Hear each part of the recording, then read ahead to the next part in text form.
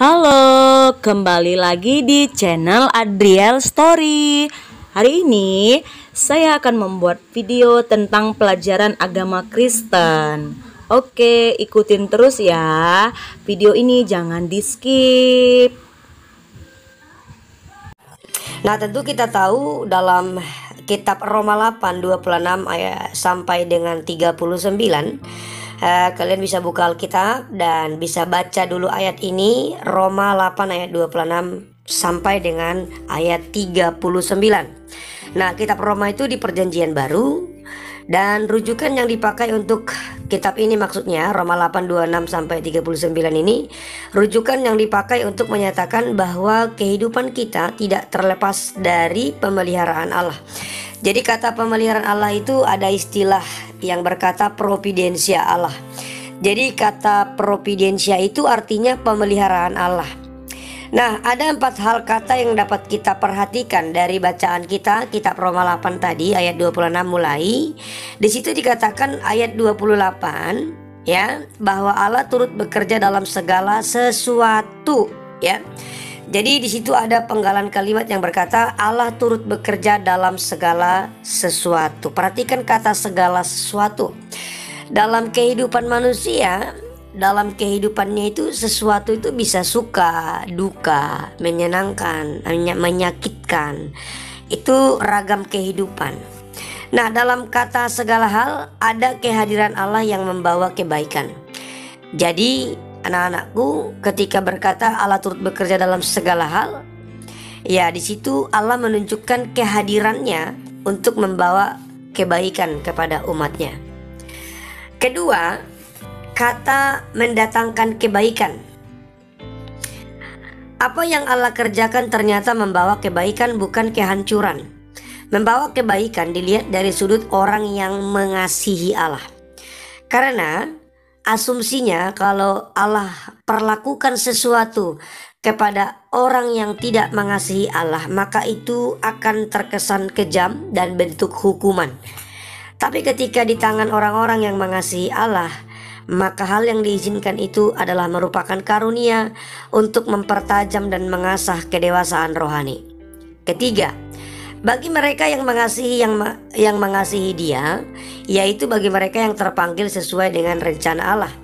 Karya Allah dalam segala sesuatu tidak berlaku untuk semua orang. Perhatikan, namun hanya untuk orang yang mengasihinya. Jadi kalau Roma 8 ayat 28 bisa dibaca di situ, Allah turut bekerja dalam segala sesuatu untuk mendatangkan kebaikan bagi mereka yang mengasihinya. Jadi sesuatu dan segala sesuatu yang mendatangkan kebaikan itu hanya terkhusus kepada orang yang mengasihi Tuhan.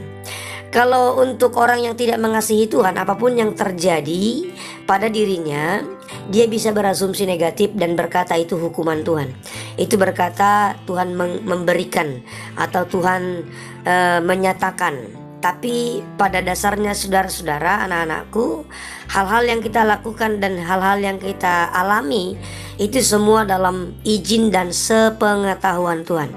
Karena hidup kita tunduk dan berdaulat pada kedaulatan Tuhan. Kita nggak bisa buat apa-apa, kita nggak bisa melakukan apa-apa jika bukan Tuhan yang menuntun dan menggerakkannya untuk kita lakukan dan perbuat.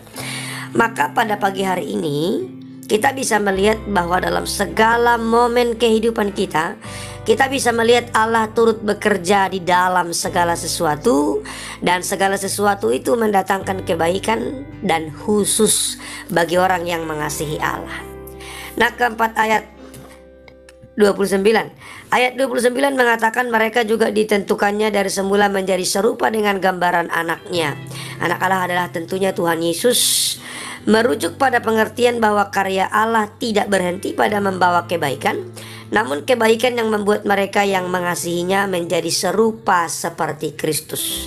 Nah, kita pernah mendengar ungkapan bahwa Yesus Kristus adalah guru agung yang tentunya teladan-teladannya harus kita hidupi, dan apa yang sudah dilakukan, jejak-jejaknya kita pun harus mengikuti, meneladani selaku kita umatnya, kita domba gembalaannya, dan dia adalah guru agung kita.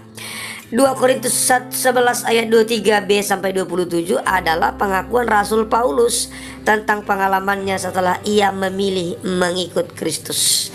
Nah, Rasul Paulus sebelum menjadi Rasul Paulus namanya Saulus. Dia orang Farisi, orang yang pekerjaannya sebelum berjumpa dengan Tuhan mengejar atau menyiksa orang-orang Kristen, orang-orang yang hidup dalam kebenaran. Tapi setelah ia berjumpa di jalan Damaskus dengan Tuhan, maka ada perubahan radikal yang luar biasa yang membuat ia memilih jalan Tuhan dalam kehidupannya. Allah tiada henti bekerja. Rasul Paulus adalah pekabar Injil yang sungguh luar biasa. Kalau kalian lihat dalam Alkitab Perjanjian Baru, maka 2/3 isi Perjanjian Baru adalah tulisan Rasul Paulus. Dia rasul yang hebat diurapi dan luar biasa kasih cintanya di dalam melayani Tuhan. Bahkan setelah ia terjun di ladang penginjilan dan misi, dia kerap kali mengalami banyak tantangan, banyak rintangan, tetapi tidak menghalangi langkah dan semangatnya untuk memberitakan Kristus ke seluruh pelosok-pelosok dunia. Untuk mengabarkan Injil itu adalah kabar sukacita tentang Kristus, tentang Yesus. Rasul Paulus banyak sekali mengalami rintangan dan cobaan. Pernah karam kapal, pernah dipenjara, pernah dipukul, pernah mengalami siksaan-siksaan ataupun perlakuan tidak baik. Nah, mengasihi Tuhan kita akan sering-sering mengingat Dia. Ya, jadi kalau kita bicara mengasihi Tuhan, pasti kita ingat Tuhan. Dalam keadaan apapun dan ketika sedang melakukan apapun, kita pasti ingat Tuhan karena kita bicara mengasihi Tuhan.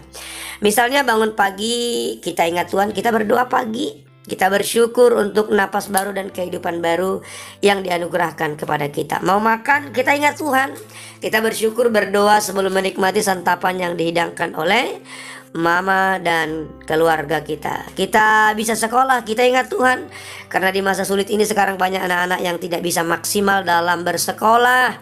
Maka kalian dalam belajar daring pun harus bersyukur karena masih bisa mendapatkan materi ajar, sekolah, menikmati, menerima ilmu dari guru-guru yang sungguh mengasihi kalian dan berharap kalian menjadi yang terbaik. Nah, mengasihi Tuhan berarti menghargai setiap pemberiannya. Apa pemberian Tuhan yang paling berharga dalam hidup manusia? Anugerah keselamatan.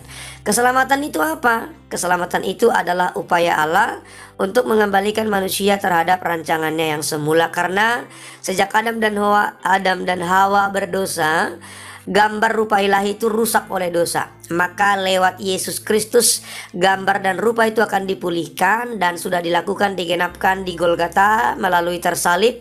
Dan Ia berkata sudah selesai, artinya pengampunan pengudusan kita dengan Bapa kembali sudah dipulihkan.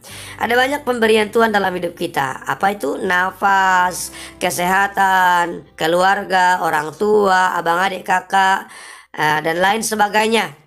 Kita mesti menghargai setiap anugerahnya kepada kita. Mengasihi Tuhan berarti juga selalu berusaha untuk menyenangkan hatinya Tuhan. Tuhan akan senang jika kita menjadi pelajar yang rapi, pelajar yang giat belajar, siswa yang hormat, santun, patuh pada orang tua dan guru. Tuhan senang kalau kita tidak memanfaatkan paket belajar kita untuk bermain game dan hal-hal yang tidak positif. Tetapi Tuhan pasti mengawasi dan memberikan teguran kepada anak-anaknya yang tidak seturut dan sesuai dengan arahan dan aturan main yang Tuhan sudah tetapkan pada kita. Oleh sebab itu anak-anakku, mari belajar menghargai. Hargailah paket yang dibelikan orang tua yang peruntukannya untuk belajar. Jangan manfaatkan untuk hal-hal yang tidak baik, sehingga engkau terus akan merugikan orang tua dengan terus meminta paket dan paket. Marilah menjadi pelajar yang disenangi Tuhan dengan memaksimalkan waktu belajar dengan baik. Bukti Allah bekerja bagi kita. Kita masih hidup pagi hari ini. Kau bernapas, makan, sarapan, bisa belajar jarak jauh. Itu bukti dari Tuhan bekerja bagimu. Jadi jangan abai, jangan lalai, berdoalah, bersyukurlah kepada Tuhan untuk segala sesuatu yang sudah diizinkan kepadamu. Ada rumah berteduh yang nyaman, kau punya pakaian yang tidak compang-camping, yang tidak jorok, tidak robek, kau punya tubuh yang kuat, sehat, berkat karena pertolongan Tuhan. Jadi belajarlah bersyukur untuk apa yang sudah Allah kerjakan perbuat bagimu. Mengapa orang sulit mengasihi Tuhan? Sebab mereka belum bertobat sepenuhnya. Malas gereja, malas ibadah, malas baca firman Tuhan.